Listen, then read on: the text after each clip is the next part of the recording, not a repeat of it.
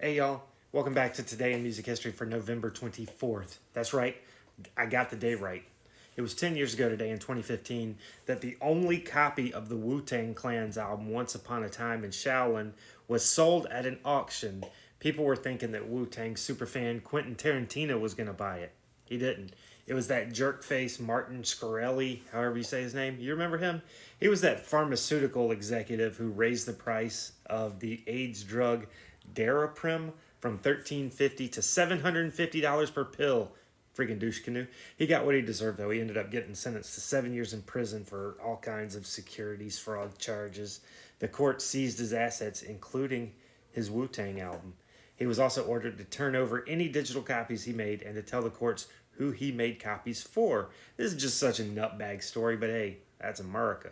And it was 34 years ago today in 1991 that Queen frontman Freddie Mercury passed away due to complications from the AIDS virus. He didn't let the press know until the day before he died that he even had it. You know, we talked about that yesterday. And then following his death, the remaining members of Queen organized the tribute concert at Wembley in London to raise awareness and funds to help fight the virus.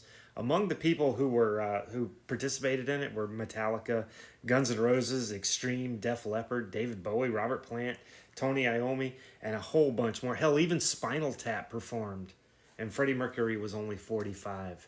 And on that very same day in 1991, Paul Charles Caravello passed away. That's Eric Carr from Kiss. He was the band's drummer from 1980 until his death in 91. He found out he had heart cancer in early 1991 and underwent surgeries. And despite his health, he flew out to LA to film the video for God Gave Rock and Roll to You Too. He had to wear a wig during the shoot since he had lost most of his hair due to the chemotherapy treatment. His last appearance with the band was in September at the MTV Video Music Awards, and soon after, he suffered an aneurysm and was rushed to the hospital. Then he had a brain hemorrhage, and he never regained consciousness. And if you think I'm spending more time on Eric than I did on Freddie, you're right, because it happened on the same day as Freddie Mercury's passing. Understandably, most of the press was about Freddie. You know, Eric barely got any mentions, including in Rolling Stone magazine. Paul, Gene, and Bruce Kulick sent in a scathing letter to the magazine about how they ignored Eric's passing. And I think there's a lot of regrets over the treatment of Eric during his final months. I don't think anything conclusive has come out about it, but I could be wrong about that. Eric, he was incredible, man. He was only 41. And happy birthday to Dawn Robinson of En Vogue, who turned 60 today. John Squire of the Stone Roses turned 63. Chris Hayes of Huey Lewis and the News turned 68. Clem Burke of Blondie would have been 71, but he passed away earlier this year at the age of 70. And Pete Best of the Beatles turns 84 today.